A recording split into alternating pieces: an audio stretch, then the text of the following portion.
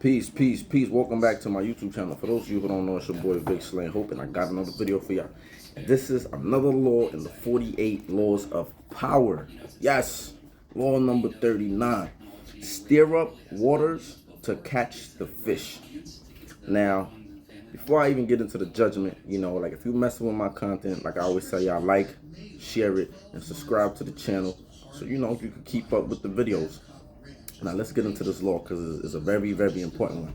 The judgment says anger and emotion are strategically counterproductive. You must always stay calm and objective. But if you can make your enemies angry while staying calm yourself, you gain a decided advantage. Put your enemies off balance. Find the chink in their vanity through which you can rattle them and you hold the strings. Now, this is a very, very, very, very important law. It says you must always stay calm and objective. I'm going to give y'all an example from the book that they use, and then I'm going to give y'all some personal examples. Now, the example from the book that they use is, they use a few examples. They use one of Rastafari, Haile Selassie, and they also use one from Napoleon. I'm gonna speak on the one from Napoleon, right? Look, so they said, they said. So Napoleon in the 1800s, right? He was like the emperor of France, right? And Napoleon, he got wind that two of his ministers were conspiring against him, right? To kind of like, get him out of power. And when he found out about it, he came to them, he summoned all his ministers and he started speaking indirectly. And he started like, he knew who was the people that was conspiring, but he tried to talk indirectly to all the ministers. And then he started threatening and saying certain things indirectly, right, to kind of like see if he would sense fear out of them. And when he realized that they wasn't afraid, he started getting personal with them, right? Then he came at them personally. He went from indirect to coming at them personally, and because they were so calm, and they was not afraid, and they was looking at him kind of like he was a joke. He lost his cool even more, and he started cursing at them. He started like, just taking low blows and cheap shots at them and just talking crazy. And in reality, what he really displayed is that he wasn't really in power. He wasn't really in control. He was in power, but he was struggling to hold on to power. And he kind of showed that by doing that with his emotions, because he's the emperor. Really, if he already knew who was conspiring against him, he literally could have just killed these dudes or did whatever to them. But you're sitting here arguing, kind of like, you're sitting here like trying to get them to confess or whatever, or trying to intimidate them. And it kind of like just backfire because you're the ruler, right? You're supposed to, rule with the might, and you could have did anything to them. So when he just started like getting frustrated and getting angry, he just kept talking and talking. He kind of like showed that he was frustrated and that he kind of like was going downhill in his rulership. Now to personal examples. You definitely got to keep your cool. This is why I tend not to argue with people, like, especially if I'm angry, especially if I'm upset. I tend to like be quiet, because if you can't think level-headed in those situations, it's only going to end in disaster. A lot of people end up in prison because they was angry in the moment, right? And one of the things it says here, a sovereign should never launch an army out of anger. A leader should never start a war out of wrath. Because when you are in those deep, intense emotions, you're going to mess up. I promise you, you're going to mess up because you can't fully think straight, right? In one of my videos, I mentioned the dude in jail that I caught him in the shower. Pause. But I caught him in the shower, right? And he was bad-mouthing me. He was being disrespectful. I didn't get into no argument with him. He said, Muslim to my yang and blah, blah, blah. He was just talking mad shit, right? I didn't argue with him. I ain't go back and forth with him. I just stood quiet. Everybody looked at me like, oh, you soft, you gonna let him talk about you like that, blah, blah, blah. They were saying all of that shit, right? And I kept my cool. And when nobody was looking, I whispered to the dude, right? I said, it's all cool. It's cool, bro. You're going to have to get in that shower, though. And then that was just all I said to him. And, he didn't get in the shower for like 3 days. The point is this. I didn't get riled up. I didn't do none of those things. We ain't go back and forth. I literally just took care of my business. And when I caught him in the shower, I caught him in the shower, And that was that. A lot of situations, I noticed even when I was in the streets, any situations that when I was upset, when I was highly upset, I would lose my mind. Like, I would literally lose my mind.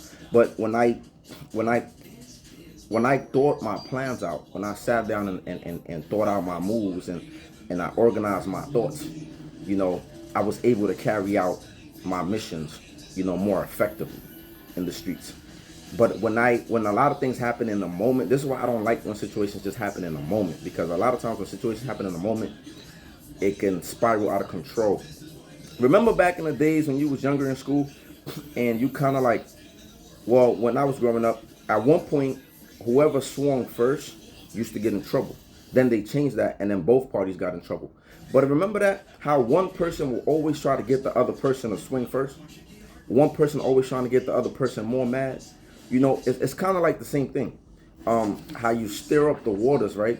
To kind of like get people to act out of character so you can move accordingly or do whatever it is that you're gonna do. It's almost like justifying what you're gonna do. But in the game of power, when you get a person upset, you know, they reveal their hand. Notice how oftentimes we never really look at what provokes people. We always look at their reaction. That's just how it is, man. That's just how humans are. Like, people really don't care what somebody did to you, what initiated your reaction. They don't really care. They only care about how you respond to it. They only care about what you do, right? So it's the same thing. When you get your enemies to act out of place, right? In the Haile Selassie example that they gave, somebody was conspiring against him to get him out of power, right? And what he did was, he knew they was conspiring against him, but what they was doing, they was taking their time to strike at the right moment, right? So what he did was, he got the person upset. He got the person to the point where they didn't go along with their plan. Because again, like I said, once you are upset, you are going to move irrationally all the time. I'm telling you, you're going to move irrationally. You're not going to be thinking about it. So he got the person to move, and because he got the person to move out of place, he was able to kind of like this, you know, kill him. He was able to kind of like dismantle his plot because he didn't allow him to strike when he wanted to. He basically got him upset, and he got him to act out of turn, if that makes sense. And this happens all the time. My friend, one time we got shot at. One of the homeboys got shot, right? And we was on the avenue or whatever, and one of the homeboys got shot. My friend was so pissed off. No, he's in jail right now, by the way, because he can't control his emotions, right? My friend got so upset. We just got shot at. And he was telling me, let's go get the gun right now. You know what I'm saying? He's like, let's go get the gun right now. I'm like, yo, bro, are you not conscious that the police is on their way right now over here? Like, are you serious? But this is how some people are. When you get them upset, they think irrationally. This dude was literally telling me, let's go get the gun, and the police is on their way here, right? Because like there was just a shooting, like just a few, like 3 minutes ago, right? Like, but that's just an example of how people are. When people get upset, this is why, like, I have situations with certain people when they deliberately try to get me upset. They deliberately try to get under my skin. And you know what I do? I stop talking to them. Like, in moments when I realize people are trying to get me upset, or I'm getting there and my blood start boiling, and my palms start getting sweaty, or I'm just feeling like I might do something stupid or say something stupid. For the most part, I don't really do nothing stupid. I stay in control of my emotions, right? But sometimes there's people that's gonna get you there, that's gonna get under your skin. And when I deal with certain people like that, and I notice that what they're trying to do, I stop. I either hang up on you, or I just stop talking to you for that moment, because I don't like to get like that. You know, and you should always have the advantage. Another thing we got to realize is this, right?